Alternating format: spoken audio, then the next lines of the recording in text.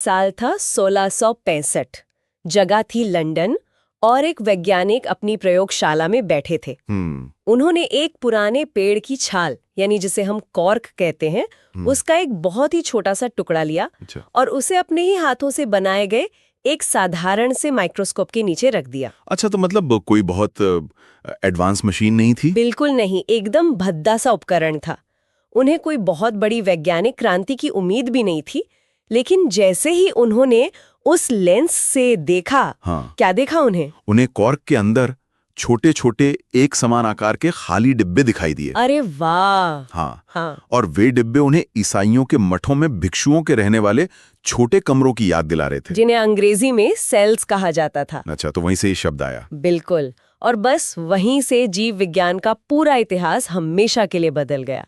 उस वैज्ञानिक का नाम था रॉबर्ट हुक। बहुत ही शानदार शुरुआत है। तो आज की इस गहन चर्चा में, यानी हमारी इस डीप डाइव में, हम जीवन की उसी सबसे बुनियादी इकाई यानी कोशिका के रहस्यों को खंगालने वाले हैं। हमारे पास जो स्रोत हैं वो खास तौर पर शिक्षक भर्ती परीक्षाओं जैसे टीईटी, सीटीईटी और बीएड की तैयारी करने वाले छात्रों के नोट्स का एक संग्रह है। हाँ, और अक्सर लोग इन्हें सिर्फ रटने वाली सामग्री मान लेते हैं, मतलब बस परीक्षा पास करने का एक जरिया। सही कहा आपने, लेकिन आज हमारा मिशन कुछ और है। मैं आज एक शिक्षिका की भूमिका में रहूंगी।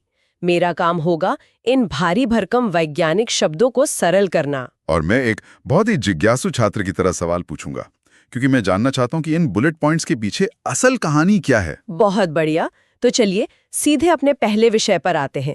हमारे स्रोत में एक बहुत ही भारी शब्द लिखा है, रिडक्शनिस्ट बायोलॉजी। अरे बाप रे, रिडक्शनिस्ट बायोलॉजी, ये सुनने में इतना जटिल लग रहा है। इसका मतलब क्या है? मैं समझाती हूँ। नोट्स के अनुसार जटिल जीवों को उनके आणविक स्तर पर यानी मॉलिक्यूलर लेवल पर समझना ही रिडक्शनिस्ट बायोलॉजी है। लेकिन एक आम इंसान या कहें एक छात्र इसे कैसे समझेगा? तो इसे एक बहुत बड़ी और जटिल इमारत की तरह सोचिए।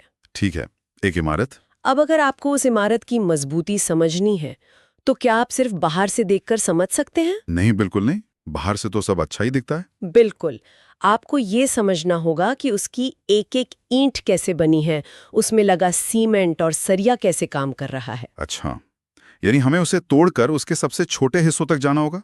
एकदम सही। जब हम किसी बड़ी चीज को समझने के लिए उसे उसके सबसे छोटे कणों में यानी अणुओं में बांटकर देखते हैं तो उस नजरिए को रिडक्शनिस्ट बायोलॉजी कहते हैं। तो क्या इसका मतलब ये है कि किसी भी जीव की पूरी कार्यप्रणाली को समझने के लिए हमें उसे हमेशा आणविक स्तर तक तोड़कर ही देखना होगा? हाँ, क्योंकि जीवन कितना भी बड़ा क्यों ना हो, जैसे कोई विशाल हाथी हो या हम इंसान हो, हमारी शुरुआत तो उन छोटे अणुओं से ही होती है। ये नजरिया तो विज्ञान को सतह से बहुत गहराई तक ले जाता है। बिल्कुल ले जाता है। और इसी आणविक स्तर की बात करते हुए हमारे नोट्स हमें एक बहुत ही महान वैज्ञानिक की ओर ले जाते हैं। कौन है वो? C.N. रामचंद्रन। आणविक जीव विज्ञान में ये भारत का एक बहुत बड़ा नाम है। अरे हाँ, रामचंद्रन प्लॉट, मैंने इसके बारे में पढ़ा है। हाँ, स्रोत बताता है कि इन्होंने कोलेजन प्रोटीन की संरचना को हीलिक्स यानी एक कुंडलिनी के रूप में बताया और रामचंद्रन प्लॉट का प्रतिपादन किया। ये भारतीय विज्ञान के लिए बहुत ही गर्व की बात है। वो तो है, लेकिन जरा रुकिए, मेरा आपसे एक सवाल है। हाँ, पूछिए। परीक्षाओं की तैयारी करने वाले उन भावी शिक्षकों को इस रामचंद्रन प्लॉट या इस हेलिक्स के बारे में क्यों जानना चाहिए? मतलब ये उनके लिए इतना महत्वपूर्ण क्यों है? ये एक बहुत ही अच्छा सवाल है। देखिए, परीक्षाओं में अक्सर वैज्ञानिकों के विशिष्ट योगदान पर सीधे सीधे सवाल आते हैं। अच्छा। हाँ, कोलेजन संरचना या रामचंद्रन प्लॉट जैसे शब्द सीधे तौर पर उनके नाम से जुड़े हुए कीवर्ड्स हैं। मतलब अगर पेपर में कोलेजन दिखे तो समझ जाओ कि रामचंद्रन जी की बात हो रही है। बिल्कुल। और रामचंद्रन प्लॉट दरअसल एक तरह का गणितीय ग्राफ है जो ये बताता है कि प्रोटीन के अणु किस तरह मुड़ सकते हैं और किस तरह नहीं। अरे वाह!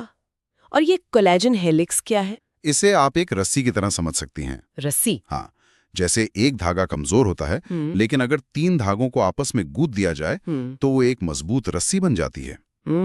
यानी ट्रिपल हेलिक्स। बिल्कुल। रामचंद्रन ने यही बताया कि हमारे शरीर का कोलेजन इसी तरह 3 धागों से गूंथा हुआ है, जिससे हमारी हड्डियों और त्वचा को मजबूती मिलती है। ये तो सच में बहुत दिलचस्प है। मतलब प्रोटीन और अणुओं की दुनिया इतनी व्यवस्थित है। हाँ, लेकिन अब मेरे दिमाग में एक और सवाल आ रहा है। बताइए क्या सवाल है। हमने ये तो समझ लिया कि अणु और प्रोटीन कैसे काम करते हैं, लेकिन ये सब रहते कहाँ हैं? इन अणुओं की असली फैक्ट्री क्या है? बहुत ही सही सवाल। और यहीं से हमारी चर्चा उस दिशा में मुड़ती है जहां से हमने शुरुआत की थी। यानी कोशिका। बिल्कुल, कोशिका, या जिसे हम सेल कहते हैं। अब हमारे स्रोतों में कोशिका की खोज को लेकर 2 वैज्ञानिकों के नाम बहुत प्रमुखता से दिए गए हैं। एक तो वही रॉबर्ट हुक होंगे, जिनके बारे में आपने शुरू में बताया था। हाँ, और दूसरे हैं A.V. ल्यूवेनहॉक।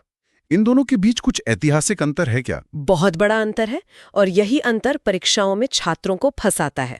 स्रोत के अनुसार रॉबर्ट हुक ने 1665 में कोशिका की खोज तो की, लेकिन वो एक मृत कोशिका थी। मृत मतलब डेड सेल? हाँ, और उसके बाद ल्यूवेनहॉक वो पहले व्यक्ति बने जिन्होंने सबसे पहले एक जीवित कोशिका को देखा। अच्छा, तो एक ने मृत कोशिका खोजी और दूसरे ने जीवित।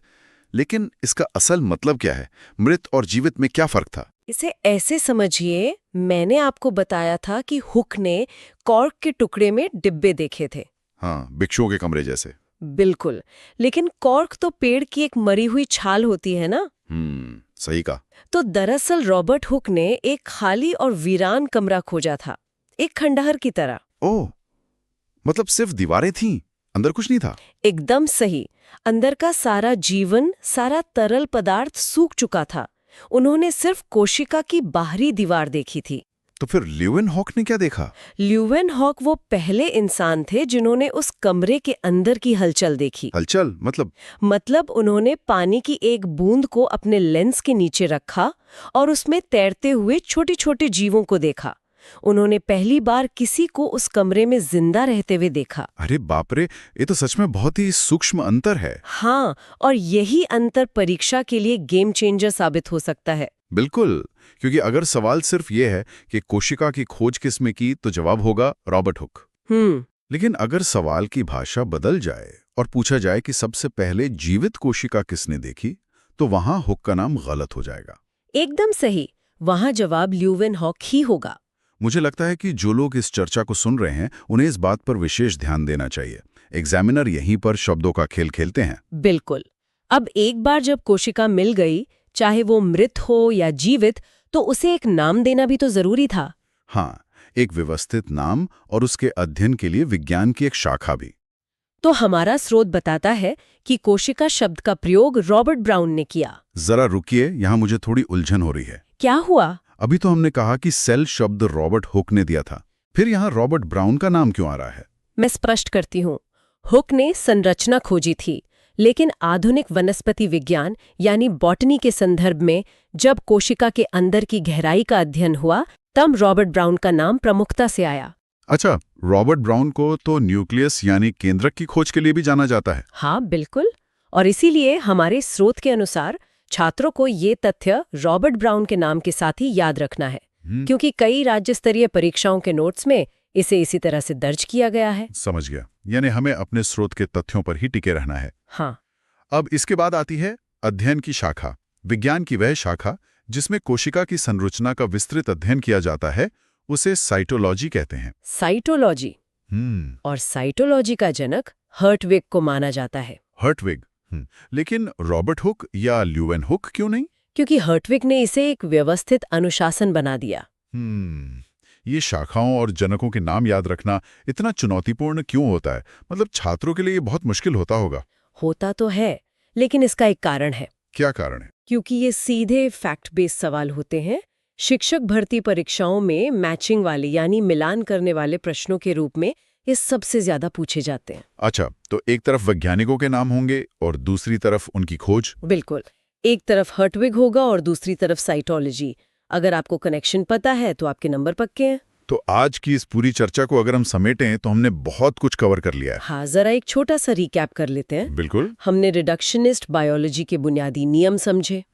उसके बाद हमने CN रामाचंद्रन के कोलेजन हेलिक्स और रामाचंद्रन प्लॉट पर बात की। फिर हमने रॉबर्ट हुक की मृत कोशिका और ल्यूवेनहॉक की जीवित कोशिका के बीच का ऐतिहासिक अंतर समझा। और अंत में रॉबर्ट ब्राउन द्वारा शब्द का प्रयोग और हर्टविग की साइटोलॉजी के बारे में जाना। लेकिन मेरा आपसे एक आखिरी सवाल है। जी पूछिए। भविष्य के शिक्षकों के लिए जो बीएड या टीईटी की तैयारी कर रहे हैं, उनके लिए ये सब जानना क्यों जरूरी है? देखिए, इसका जवाब बहुत ही सीधा है। ये इसलिए जरूरी नहीं है कि उन्हें सिर्फ एक परीक्षा पास